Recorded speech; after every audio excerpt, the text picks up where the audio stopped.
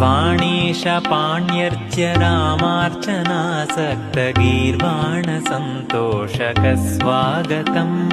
क्षोणीसमानक्षमायां वरायां स्वशिष्येष्टदप्रेष्ठ सुस्वागतम्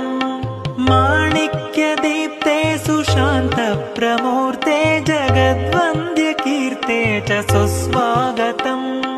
प्राणेश सच्छास्त्रशस्त्रप्रवीणापि सत्यात्मतीर्थार्य ते स्वागतम्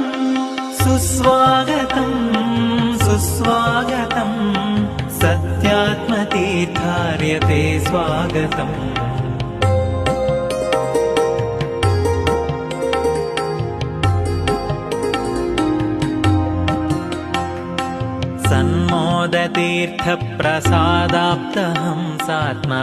सन्मोदतीर्थप्रसादाप्तहंसात्मपीठोल्लसद्गात्र सुस्वागतम्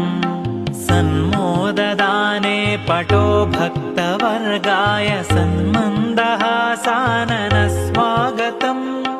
सन्मोदसन्दायि तीर्थप्रबोधिन् सुवैराग्यमोदिन् च सुस्वागतम् सन्मोदतीर्थार्य